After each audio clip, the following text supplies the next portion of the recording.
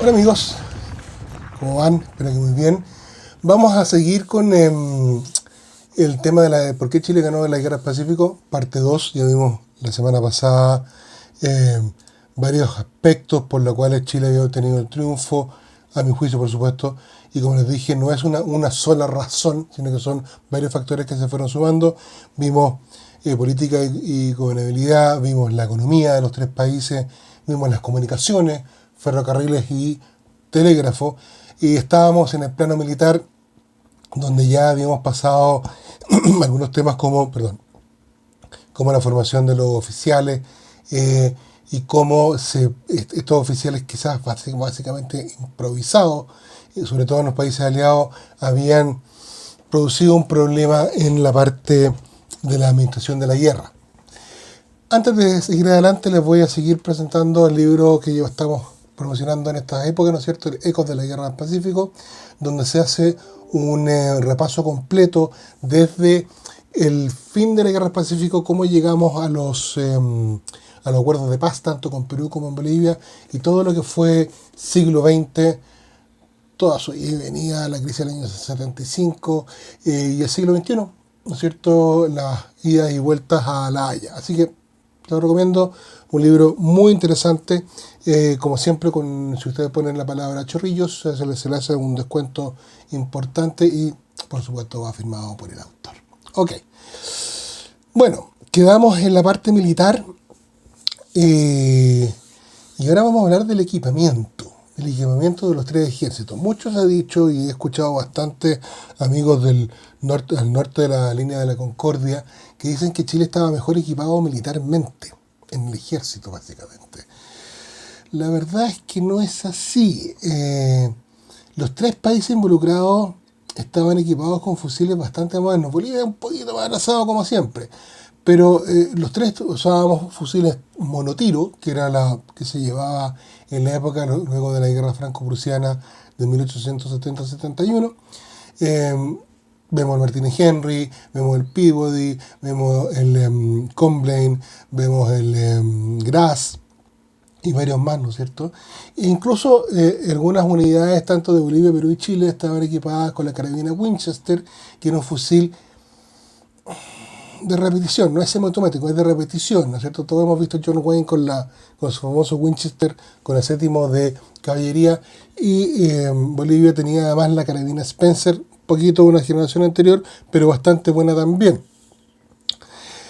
Pero aquí hay que recalcar un punto, que es sumamente importante, y que tiene que ver con la logística de la Guerra del Pacífico. Estamos viendo en pantalla los tipos de rifles o armas largas que tenía cada uno de los países, pero Bolivia tenía 6 calibres distintos, Perú tenía 7 calibres distintos y Chile solamente 2. Los de Winchester de artillería que el calibre 45, el resto que era todo 11 milímetros. ¿Por qué es importante esto? Hay que abastecer a las unidades de la correcta munición antes de una batalla o durante una batalla. ¿Se imaginan ustedes el enredo si batallones usan calibres distintos? Y que incluso, como sucedió en el Perú para la batalla de San Juan o Chorrillos, la misma unidad tenía 2 o 3 calibres distintos. Es un puzzle logístico muy difícil de superar. Por tanto, Chile ahí contó con una ventaja muy, muy importante por la facilidad que se tenía para poder enviar la munición sin tener contratiempo, y por otra punta la desventaja que tenían los aliados en esta cantidad de calibres, dónde mando qué cosa, etcétera, etcétera, etcétera. Entonces, quizás no es un factor preponderante, pero sí importante. Vamos ahora a ver la parte de la artillería. Chile presentaba básicamente piezas Krupp de última generación compradas directamente en Alemania, y el Perú básicamente tenía piezas excedentes de la guerra de la Asociación Norteamericana para la defensa costera. Estamos hablando no solo de la defensa del Callao, sino que la de Pisagua y la de Arica.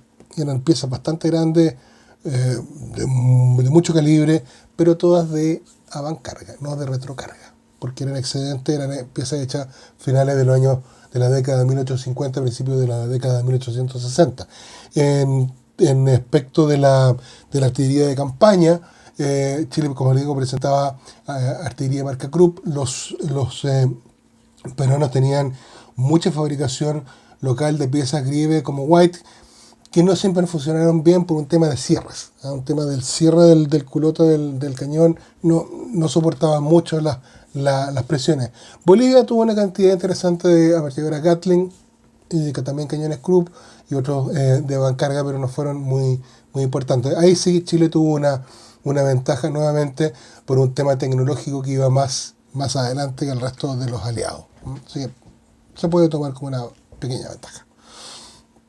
Vamos a entrar ahora a un aspecto súper controversial, súper discutido y muy complejo, que son los aspectos culturales, lo que se llamó en algún minuto la superioridad de una raza. Superioridad de una raza, Dios mío. Varios autores chilenos, sobre todo a principios del siglo XX, como Nicolás Palacio, Alberto Cavero, incluso el mismo Francisco Antonio Encina, afirman que el factor primordial por lo cual se logró la victoria en la Guerra del Pacífico fue la superioridad de la raza chilena, cierro comillas. En total desmedro de, comillas, raza inferior, cierro comillas, según fue tildada la raza boliviana y peruana. Lo anterior fue sustentado por la teoría del darwinismo social, o sea, las especies, con la evolución de las especies, el más grande siempre se va a comer al más chico. Bueno, en esta ideología del concepto de raza superior y raza inferior, intenta explicar que la raza fue determinante para el resultado de los hechos de armas, dando a entender que la victoria en las batallas fue porque la superioridad de la raza chilena no dejaba otra alternativa. Esto es como el concepto de los arios, de los nazis. La raza chilena era tan superior al resto que no dejaba otra alternativa que la victoria. Y por consecuencia lógica, los soldados peruanos y bolivianos que pertenecían a esta raza inferior estaban permanentemente condenados a ser vencidos. ¿Han visto cosas más estúpidas? Pero en fin. Los que sustentan esta teoría, que ya dijimos quiénes son, Nicolás Palacio, incluso Encina, olvidan que durante la campaña de la Sierra, 1881 y 1883, ¿no es cierto?, las tropas chilenas se vieron en constante acoso por las montoneras peruanas, que no eran más que un puñado de indígenas o de habitantes de la zona, teóricamente inferiores, enfrentándose a los superiores chilenos. En esta mencionada campaña, para que tengamos una idea clarita, ¿no es cierto?, el aborigen peruano, los que vivían ahí, defendieron con valentía, lucharon con denuedo, con desprendimiento por su vida y por lo que era suyo, con una violencia tal que sorprendió incluso a los chilenos. Lo que hoy día se llama una guerra asimétrica. Un ejército pequeño, mal entrenado y mal armado pone en jaque a un ejército armado y disciplinado. Eso fue lo que pasó en la Sierra Peruana. Entonces esta raza inferior se pudo sobreponer y superponer a esta raza superior. Bueno. Ya. A ver. Las razas humanas no son una paridad morfológica de genotipo y fenotipo, ya de que por sí mismas no conforman una raza, sino una etnia. ¿Okay? Si nosotros tenemos un mismo genotipo y fenotipo, somos de una misma etnia. ¿Ya? A los factores netamente genéticos hay que agregar una serie de variables influyentes y condicionantes socioculturales y religiosas a cada uno de los individuos que estamos estudiando, que son a la larga son más importantes que la parte genética propiamente tal en la formación del carácter de los pueblos. Perdona que me ponga un poquito enredado, pero así es. ¿Ya? Entonces, considerando todos estos factores exógenos a la genética, más la carga genética, son en definitiva lo que dan la identidad de las personas, lo que se llama el ethos. El ethos de un pueblo no lo da su raza, lo da su cultura, su formación, su religiosidad, su forma de vida, etcétera, etcétera, etcétera, que se aplica al genotipo y al fenotipo. Por eso podemos tener el mismo etos en una raza de color blanco y una raza de color amarillo, una raza de color negro. ¿Ya? Eso, los genotipos y los fenotipos que definen una raza son esos. Está la raza nórdica, que son estos rubiecitos, con ojitos claros, de piel muy blanca. Está la raza africana, que son, por el contrario, son de tez oscura, morena, algunos más que otros, de pelo cortito, motudo. ¿Ya? Está la raza mediterránea, que somos todos los que estamos en este lado de América, que somos una mezcla entre todos. Y así podemos seguir con la raza hindú, los chinos, etcétera, etcétera, etcétera, etcétera. Los asiáticos, perdón, no son los chinos. ¿Ya? Esos es los genotipos y fenotipos. Si le sumamos a estos genotipos y fenotipos la parte cultural, la parte social, la parte religiosa, todo lo otro, nos encontramos con un etos. Que es ahí donde estamos enredados. Bueno. Entonces el etos es el que hace realmente la diferencia en la forma de ver una guerra entre un pueblo y otro. Por tanto, a ver, como resumen el tema de la raza, por tanto sostener y asegurar que a esta altura del siglo XXI la raza chilena era genéticamente superior a las razas peruana y boliviana y que debido a ese elemento Chile obtuvo la guerra del Pacífico, amigo mío, es absoluta y totalmente absurdo e impronunciable. O sea, impresentable. No va con eso. Pero este etos, lo que estaba hablando hace un minuto, este etos tiene mucho que ver cuando se produce la siguiente fase. Cuando los países tienen que tomar estos civiles que tienen como habitantes y convertirlos a soldados. Pasar un civil, un oficinista, un trabajador, un minero, un agricultor, pasarlo a vestir un uniforme y convencerlo que la razón por la cual él lucha es la correcta. Y ahí empezamos con el problema. ¿Por qué luchamos? ¿Por qué tenemos que rendir nuestra vida? La pregunta que se hacen todos los oficiales, todos los soldados del mundo. ¿Por qué luchamos? Las respuestas son variadas. Ya vamos a ver algunas. En fin, cuando se produce la movilización generalizada, el llamado total a los civiles a servir a las filas de sus respectivos ejércitos, básicamente sucede en Chile después de la declaración del 5 de abril y se termina, como ya hemos visto, o se enaltece mucho con la situación del 21 de mayo. En el Perú ocurre un poco lo mismo. Bolivia fue distinto, no vamos a hablar de eso. Pero cuando está este llamado, una de las primeras labores de los oficiales es convencer a aquellos reclutas que su causa es la correcta, que su causa es la justa. Y es más, que Dios está de nuestro lado. Eso lo hemos visto siempre, siempre lo hemos visto. Con esto se logra que este civil convertido a soldado tenga muy claro, muy prístino, por qué lucha y por qué debe morir. ¿Ya? El convencimiento interno de lo que yo estoy haciendo es lo correcto. ¿Ya? Pero aquí vamos a caer en una situación que es compleja, porque costó mucho convencer al aborigen boliviano, al aborigen altiplánico, que tenía que luchar por algo que no tenía muy claro, que tenía que luchar por el mar. A ver, pongámonos esto en escena. Tenemos un clan de una serie de familias bolivianas viviendo en el altiplano. Llega un pelotón de reclutamiento con una bandera roja, amarilla y verde, que al aborigen, al indecito altiplánico no le dice mucho porque no lo representa. Este señor de la bandera le habla en un lenguaje, el español, que él, como indecito, no entiende. Él habla quechua o aymara. ¿Ya? Y cuando lo logran hacerlo entender, le dicen que tiene que ir a luchar una guerra. Ya, y que le van a pagar. Okay. Que tiene que ir a luchar a una guerra por el mar. ¿Qué diablos es el mar?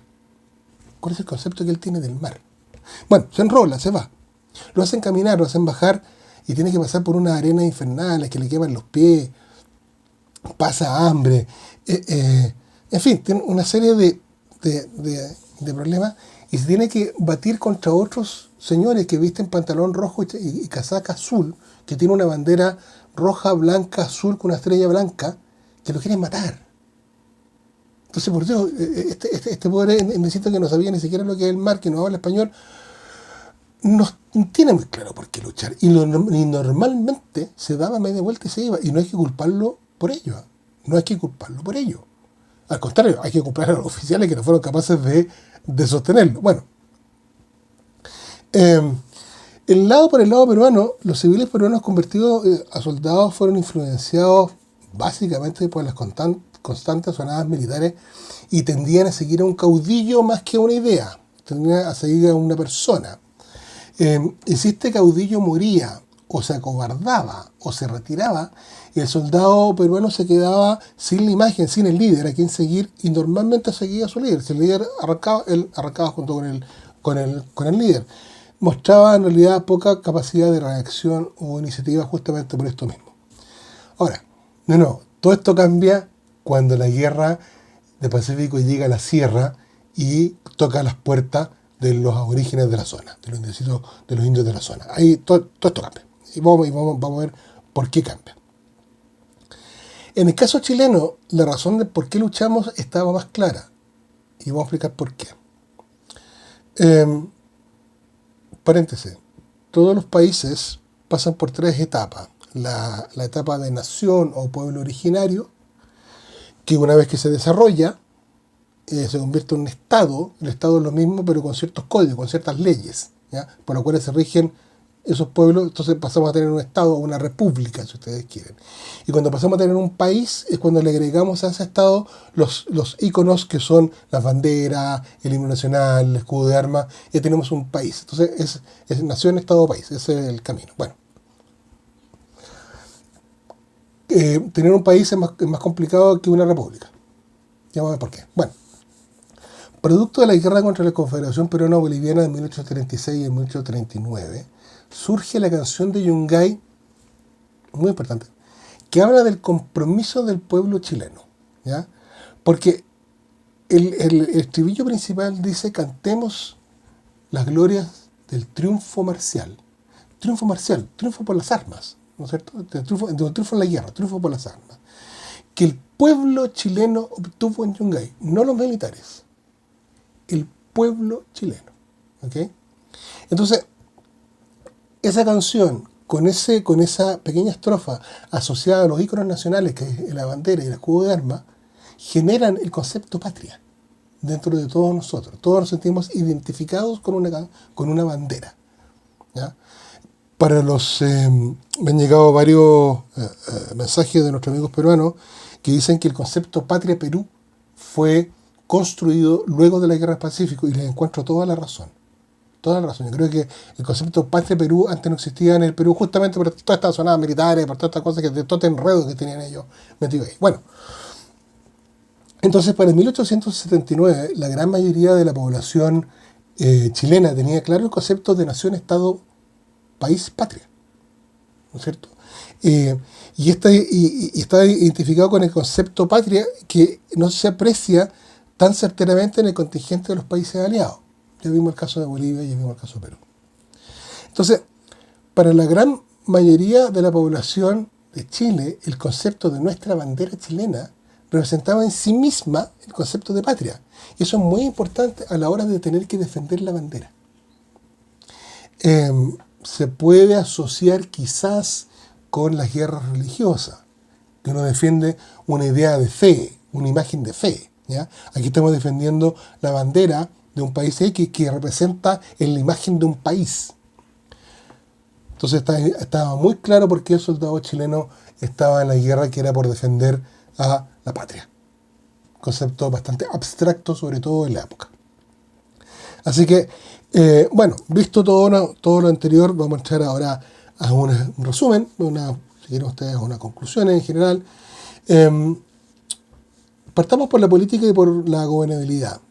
Es claro que la fuerte consolidación republicana de Chile se ve tremendamente contrastada con el desorden y el caos político interno en Perú y Bolivia. Está claro el número de mandatarios de uno por el otro lado, y que este mismo desorden impedían dos cosas: impedían tener un desarrollo país consecuente en el tiempo, un gran plan, si ustedes quieren, de un desarrollo del país, por un lado, y por otro, no poder asociar el concepto país-patria, ¿ya? Porque teníamos estos caudillos que iban constantemente rotando en el poder tanto en Bolivia como en Perú. En el plano económico, Bolivia era un país que mostraba un subdesarrollo evidente, ¿ya? Y el mayor atraso económico de los países en conflicto. En cambio, el Perú presentaba un desarrollo económico interno congruente con un país en pleno proceso de crecimiento. Sin embargo, la vorágine de préstamos, sobrepréstamos y contratos de Dreyfus debilitaron ostensiblemente la economía, llegando a lo que hoy se conoce como default financiero, o sea, la imposibilidad de pagar la deuda, así de simple. Chile presentaba un desarrollo industrial económico acorde al tamaño y al conjunto país, ¿no es cierto? Y la estabilidad política colaboró a que la economía nacional creciera de forma regular y constante. O sea, era un país tranquilo que trabajábamos y crecíamos sin mayor problema. Sin embargo, y la verdad, en honor a la verdad, ninguno de los tres países estaba ni remotamente preparado económicamente para sostener una guerra como fue el conflicto de la Guerra del Pacífico. O sea, no había por dónde. Ninguno de los tres países tenía una economía lo suficientemente sólida para soportar una guerra de 6 años. O sea, no. ¿Ya? En el plano de las comunicaciones, vemos que Bolivia, de nuevo, presenta un desarrollo deficiente, absolutamente deficiente en el área de las comunicaciones, ya que no contaba ni con telégrafo, ni con una red ferroviaria, que no es los puntos más importantes del país. El tiempo que se demoraba desde Antofagasta a Oruro a caballo era una semana o un poco más. Así de simple. No había ferrocarril, no había otra forma de hacerlo más rápido. El Perú está bien provisto de una red de ferrocarril y sistemas de comunicación alámbricas. Recordemos que el telégrafo era alámbrico porque iba por un alambre. Tanto interna como externamente. Y además contaba con una importante cantidad de puertos, lo cual no es menor. Sin embargo, el talón de Aquiles del Perú en este caso fue la construcción de su línea férrea, no de norte a sur, sino que solamente mar-cordillera, cordillera-mar, perdiendo la capacidad de transportar grandes volúmenes de carga en caso de que los puertos quedasen bloqueados, cosa que así sucedió. ¿Ya? Y en comparación, Chile es el país más pequeño, que fue una ventaja final, que este fenómeno se traduce en una ventaja, dando que los principales centros productivos del país estaban unidos por ferrocarril y por telégrafo, y por tanto era una tarea bastante simple transportar bienes de un punto a otro. A ver, simple. Si se embarcaban vacunos en Linares, a las 24 horas estaban en Valparaíso y se embarcaban en los buques que los llevaban al norte para servir de alimento a la tropa. No era una tarea muy compleja. En el plano militar, vemos que la capacidad de la flota de guerra, claramente la chilena era muy superior a la símil peruana, y quedó demostrado eso en las batallas navales. En cuanto al tonelaje de la flota, número de cañones y el peso de la andanada, ¿ya? En relación a los oficiales del ejército, para el inicio de la guerra se distingue una gran diferencia entre los aliados y chilenos, ya que estos últimos obtuvieron su preparación en estudios formales, es decir, en la escuela militar, a diferencia de los aliados que primeramente fueron instruidos, fueron dados un grado así al lote, y unos pocos pudieron acceder a las escuelas militares de la época. Se aprecia, ¿no es cierto?, como ya vimos, una gran cantidad de civiles que tienen grados de oficiales y oficiales superiores, coroneles, ¿no es cierto? Entonces, surge la pregunta que ya le hemos planteado: ¿qué sabían ellos de movimientos tácticos básicos? Poco y nada, por mucho que lo hayan estudiado. En relación al civil convertido a soldado, o lo famoso ¿por qué luchamos? Cuando los países llaman a la población a enrolarse en las filas del ejército, ese civil que pronto sería transformado en militar debe tener totalmente claro la razón por cual va a entrar en batalla y por qué debería defender su patria y dar su vida por aquello. Se ve muy claramente reflejado en los soldados chilenos, no tan así en los soldados aliados, que eran más bien distantes de que el concepto, y en algunas veces, sobre todo en los soldados bolivianos, vemos que eran más bien apáticos en su concepto de patria. Bueno, bueno, al final, un par de temas, un par de cositas que fueron interesantes, que vemos que durante la guerra Chile contó con una tremenda ventaja. Nunca se luchó, nunca se peleó en suelo chileno, siempre fue en boliviano o en peruano, básicamente peruano. Todas las acciones de los enemigos de la época fueron desarrolladas más allá de nuestra frontera, lo cual implicó que no se produjese gasto en la defensa de nuestras ciudades, alguna defensa en Valparaíso en Copiapó, en Caldera, Copiapó, ¿no? Y ni tampoco establecer estrategias militares complejas defensivas para ciertas zonas geográficas. Se obvió, no hubo caso, por tanto el esfuerzo se fue netamente hacia el norte. Otro aspecto importante es que Chile siempre contó con el estratégico paso del estrecho de Magallanes. Por tanto, todo nuestro abastecimiento que venía de Europa, muy bien conectados por el telégrafo, venía de Europa, pasaba por el estrecho y llegaba a nuestras costas. Caso distinto de los aliados, que Bolivia tenía que abastecerse o de los puertos peruanos o de los puertos argentinos. Y al Perú tenía que hacer la conexión vía Panamá. Panamá era una provincia autónoma de Colombia y era todo un problema en la zona todavía hacerlo, pero se hizo a empujones, costó un poco más, era más difícil. Y por último, que tampoco es menor, Chile siempre tuvo la iniciativa. Durante toda la guerra, Chile siempre tomó la iniciativa en todas las fases del conflicto, lo que implica ser dueño de los tiempos, manejar los tiempos. ¿Cuándo avanzo? ¿Cuándo no avanzo? ¿Cuándo descanso? ¿Cuándo ataco? ¿Cuándo me defiendo? ¿Ya? Recordemos que en la guerra del Pacífico solamente hay una batalla que es defensiva aliada, que fue San Francisco o Dolores. Algunos me van a decir Miraflores, media espontánea, pero no. Todo el resto de los tiempos, las fases las fue manejando Chile y eso también te da una ventaja. Te da una ventaja que te puedes armar para el momento en que tú creas oportuno. Bueno, amigos, con todo esto creo que podemos discutir, seguramente hay muchas razones más al respecto, pero creo que hemos tocado los puntos más importantes de que por qué Chile ganó la Guerra del Pacífico. Y nada, terminamos el ciclo de la Guerra del Pacífico. Eso no indica que vamos a seguir subiendo uno que otro video al respecto, pero vamos a empezar a hablar de la Guerra de Revolución de 1891 dentro de Chile. Así que eso, que estén muy bien, nos vemos, cuídense mucho, chao, chao.